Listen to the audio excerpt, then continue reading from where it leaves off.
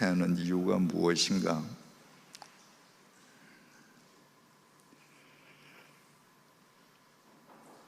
뻔하고 무미건조하고 형식적인 설교입니다. 여러분, 지금 옛날에 김진규, 김승호, 허장강 이런 배우 있을 때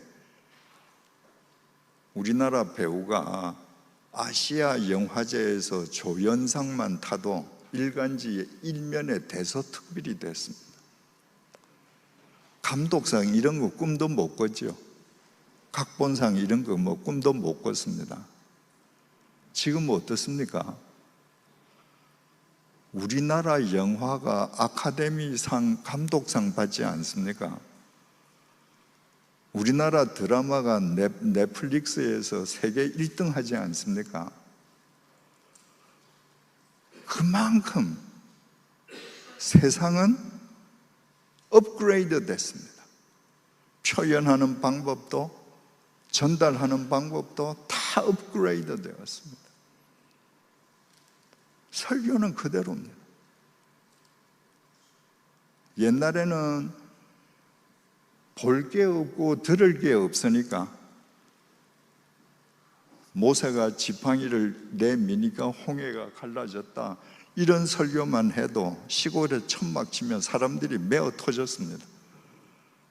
평생 처음 들어보는 말이니까. 지금은 그렇지 않지 않습니까? 설교는 반드시 해석과 재해석과 적용의 단계가 있어야 합니다. 해석은 이 성경이 쓰여진 2000년 전에 이게 무슨 뜻이었는가? 2000년 전에 이것이 무슨 뜻이었는지를 알지 못하면 왜곡시킬 수 있는 것이죠. 재해석은 그렇다면 이 구절이 오늘날은 무슨 뜻인가? 적용은 그렇다면 어떻게 해야 되는가? 바울 서신 여러 곳에서 너희들은 서로 거룩하게 입맞춤으로 서로 문안하라, 이렇게 명령을 했습니다. 거룩하게 입맞춤으로 서로 문안하라. 우리는 성경대로 살아야 되잖아요. 말씀대로 살아야 되지 않습니까? 그래서 만약에 우리가 예배 끝나고 나서 그 구절을 읽고 우리 하나님 명령에 따라서 다 이제부터 거룩하게 입맞춤으로 인사하십시다, 이러면 큰일 나겠죠. 2000년 전에 그게 무슨 뜻이었는가? 2000년 전에 로마 제국은 철저한 계급 사회였습니다. 귀족이 있고 평민이 있고 노예가 있었습니다. 귀족의 인사법은 서로 입맞추는 거예요. 그런데 교회 공동체 안에 귀족이 들어왔을 때 귀족끼리는 서로 입맞추고 인사하는데 그 귀족들이 평민이나 노예를 보고는 인사 안 하는 거예요.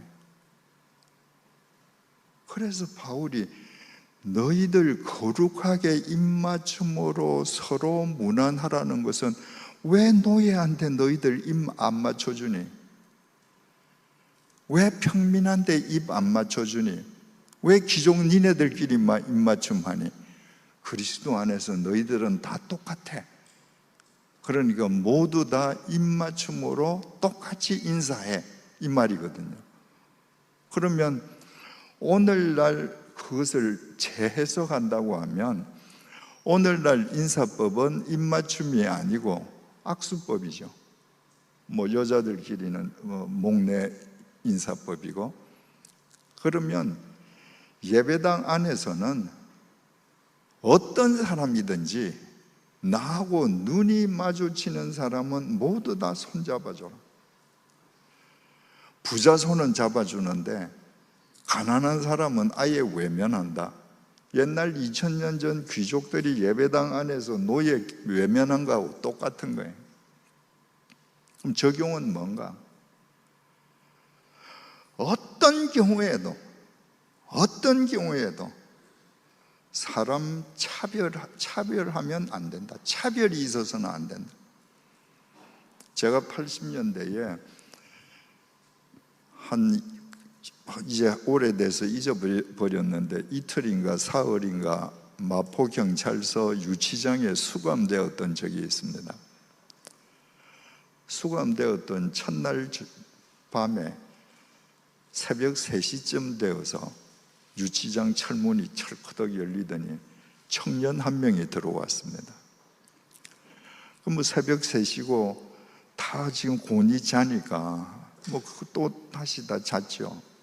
아침이 되니까 무슨 적결 처분받고 나가는 사람, 구치소로 가는 사람 다 없고 유치장 안에 그 청년하고 저하고 둘이만 남았습니다. 그래서 제가 이제 그 육개장을 시켜서 그 청년하고 먹으면서 청년은 왜 이렇게 들어왔냐 물었더니 그 청년 얘기인 적은 그 동네 어른들하고 이제 고스톱을 가끔 쳤다고 합니다. 근데 그 전전날인가 그 동네 어른들하고 고스톱을 치다가 싸움이 붙은 거예요.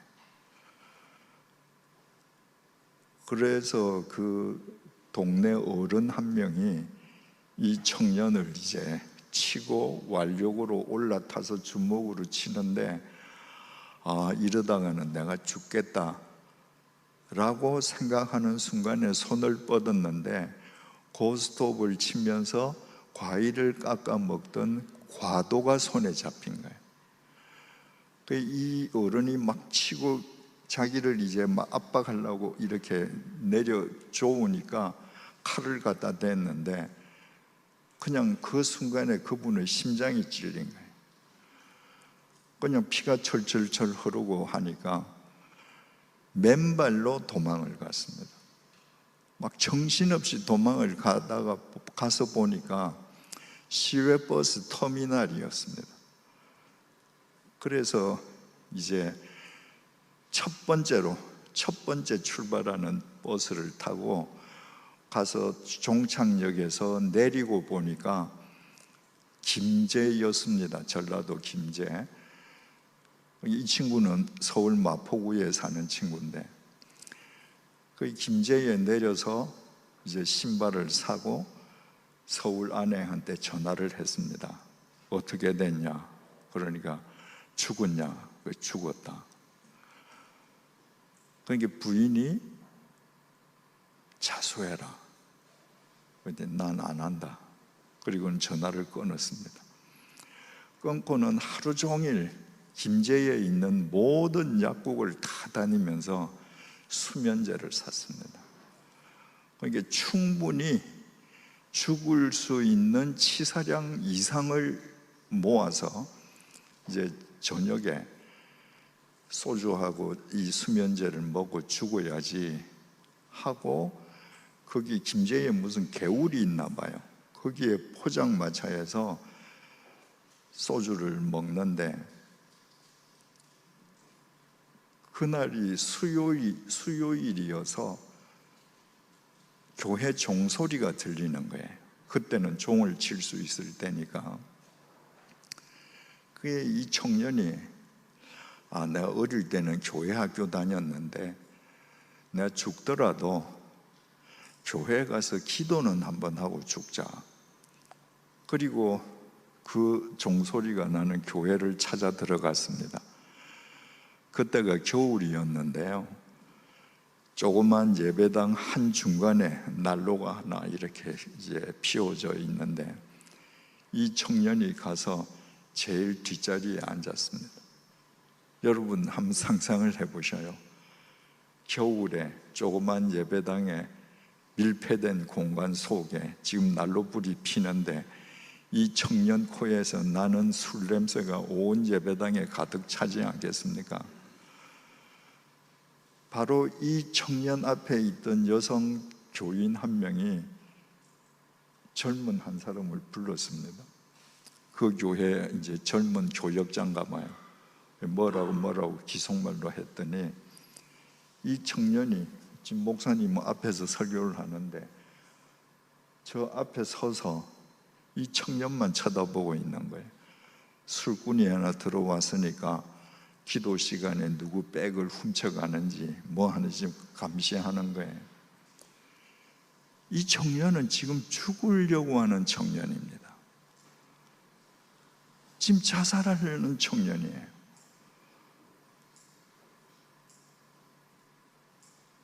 지금 죽기 전에 기도 한번 하고 싶어서 예배당에 들어갔습니다. 사람들이 앉아 있지 못하게 하는 거예요. 눈초리가. 그래서 나갔습니다. 나가고는 다시 소주를 사고 여인숙에 들어가서 소주를 다 먹고 마지막 남은 그 소주를 하고 그 수면제를 다 털어 먹었습니다. 자기 이제 죽는 거죠. 아침이 됐는데 눈이 떠지는 거예요. 자기는 수면제를 다 털어 먹는다고 먹었는데 소주를 먹고 얼마나 취했는지 한 알도 안 먹은 거예요.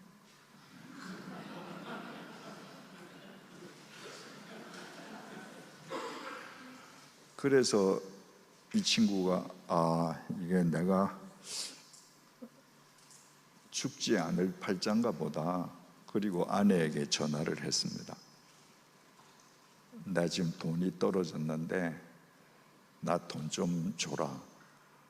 그때는 뭐 온라인 시스템이 없으니까 아내가 그래 내 돈 가지고 갈 테니까 대구역에서 만나자.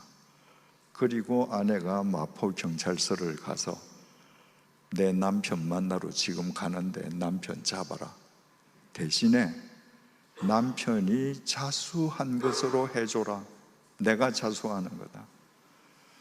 그래서 경찰이 가서 대구역에서 이 청년을 잡고 압송해서 이제 간단한 취조 다 끝내고 유치장에 넣은 게 제가 있던 유치장 새벽 3시였던 겁니다. 아침에 그 얘기를 듣고 그 다음 날인가 저는 나오게 돼서 제가 읽던 성경을 그 청년에게 줬습니다. 아내가 자수한 것이 그 사정이 가만히 돼서 몇 년 형을 살고 제가 목회하던 교회 교인으로 출석을 했었습니다. 여러분 생각해 보셔요.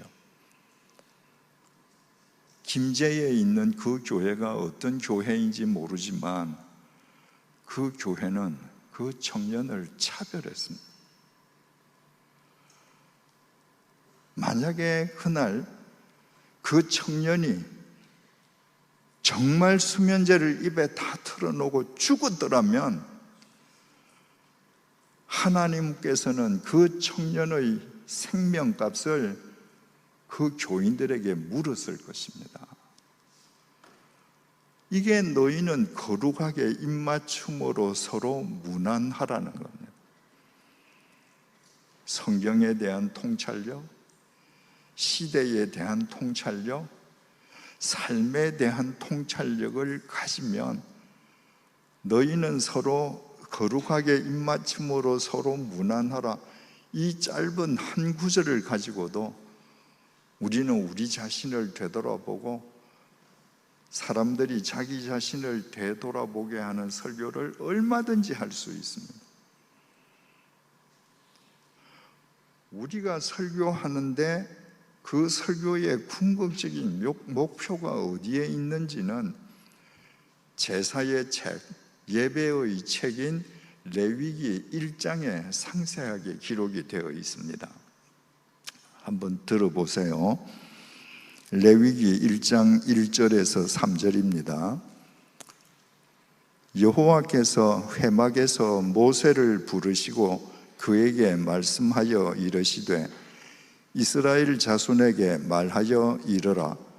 너희 중에 누구든지 여호와께 예물을 드리려거든 가축 중에서 소나 양으로 예물을 드릴지니라.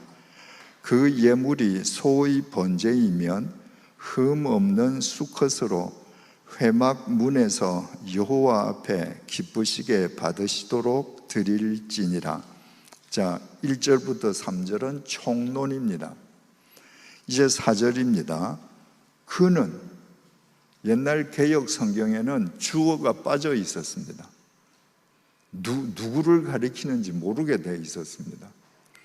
지금 개정 개역 성경에는요, 주어가 회복되어 있습니다. 그는 제사를 드리는 사람입니다. 제사자는 번제물의 머리에 안수할지니 그를 위하여 기쁘게 받으심이 되어 그를 위하여 속죄가 될 것이라. 제사를 드리는 사람은 자기가 바치는 제물 소 머리 위에 손을 얹고 안수하는 거예요. 안수의 의미가 뭔지 다 아시잖아요. 죄의 전가입니다. 하나님, 제가 이런 죄를 지었습니다. 하나님 앞에서 죄의 삭은 사망이기에 내가 죽어야 되지만 나 제 대신에 이 제물을 바칩니다. 이 제물을 받으시고 나를 살려주소서. 이게 안수기도입니다. 5절 그는 제사자, 그는 여호와 앞에서 그 수송아지를 잡을 것이요. 여러분 지금까지 어떻게 생각하시고 계셨습니까?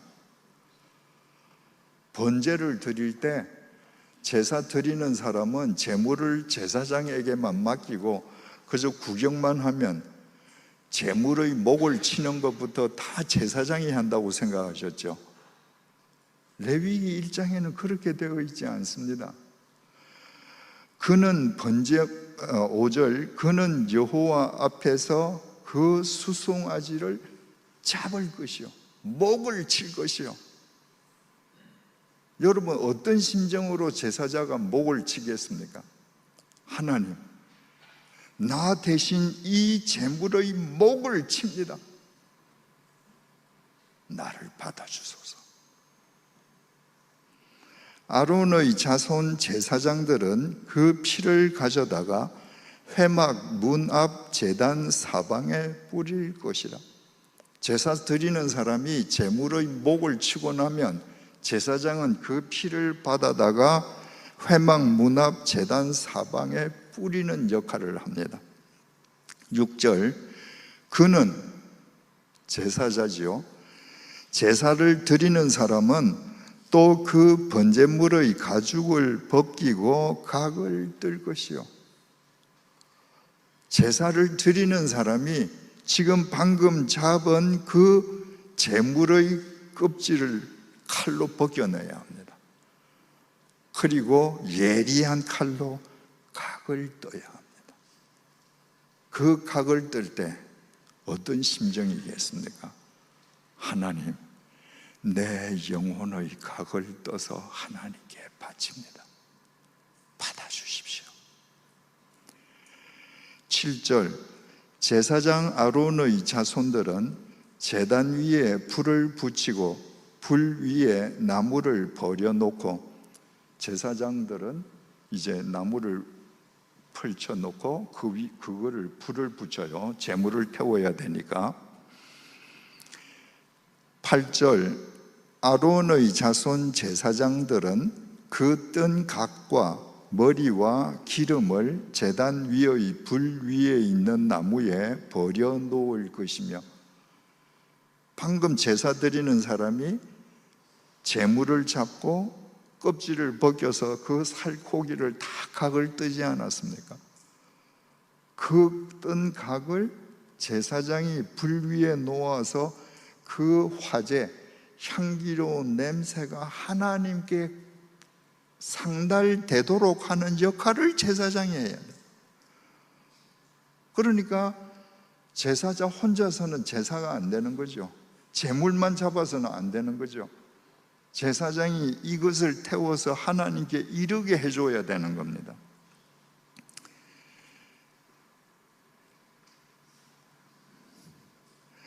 구절, 그는, 지금 우리 성경에는 구절에 그는 생략되어 있습니다. 그러나 히브리 원문에는 그는, 제사자는 이렇게 되어 있습니다.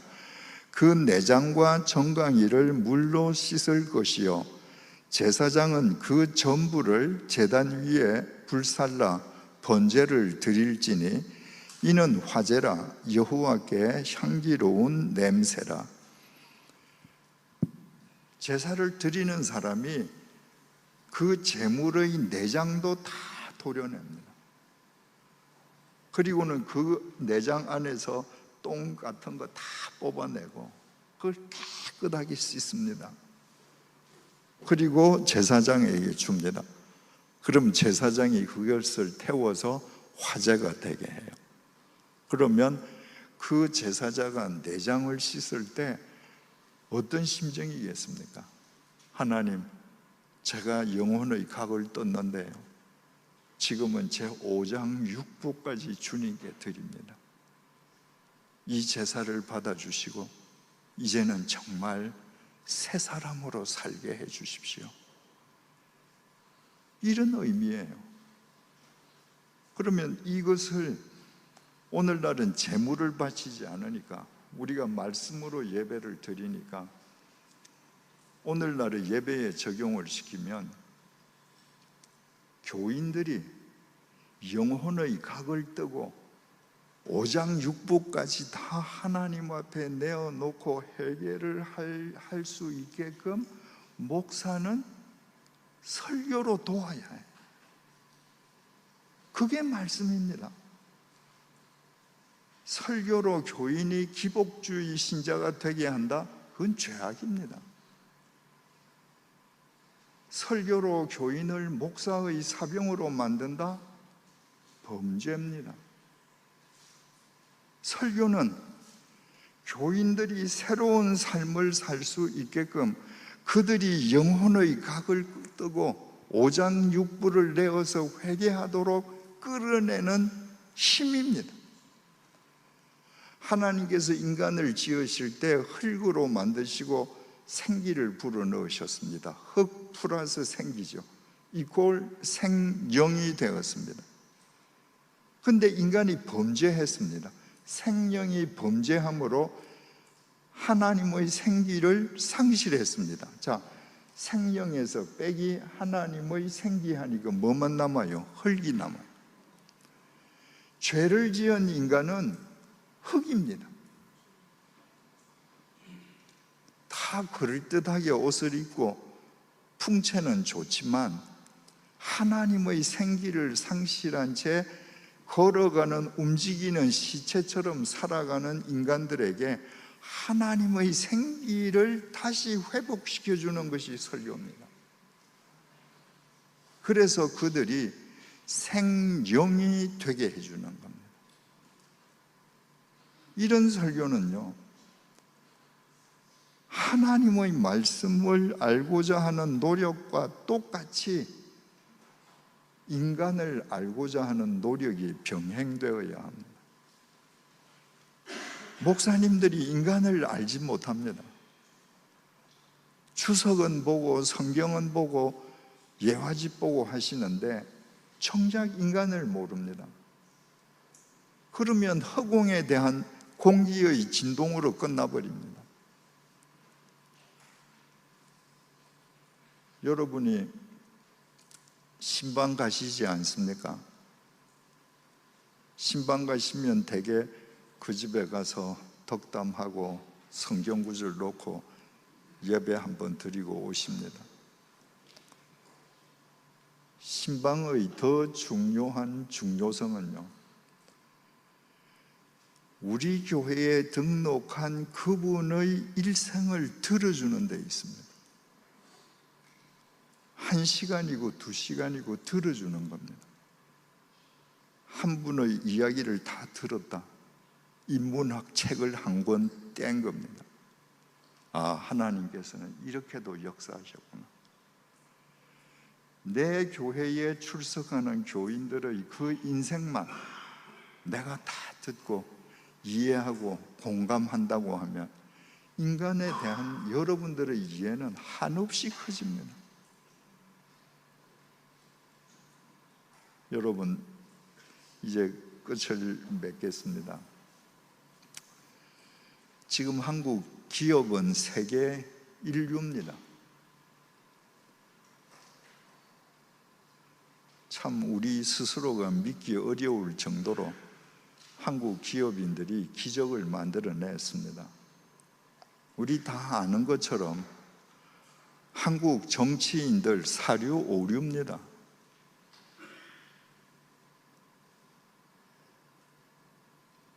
왜 한국 정치 이렇게도 엉망입니까? 정치하는 정치인들이 사류 오류이기 때문입니다. 목사님들은 어떠신가요? 한국 교회 목사님들은 대한민국을 끌어가는 기업이 세계 인류인 것처럼 대한민국의 미래를 경작하고 새로운 시대를 이끌어낼 인류들입니까? 아니면 시대에 뒤떨어져도 한참 뒤떨어진 사류 오류입니까? 여러분, 우리의 희망은 우리 자신에게 있지 않습니다. 우리의 희망은 우리를 부르신 하나님에게만 있습니다. 여러분, 가짜가 판을 칠수록요, 사람들은 진짜를 더 잘 알아봅니다.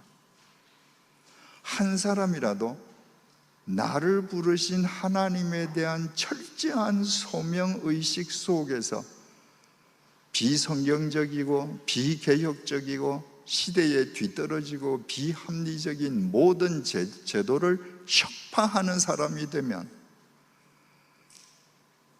그를 통해서 새로운 시대의 물꼬가 터집니다. 오늘 이 시간이 여러분들에게 그런 귀한 시간이 되기를 소망합니다. 혹시 질문 있으시면 질문하시면 제가 아는 만큼 답변 드리도록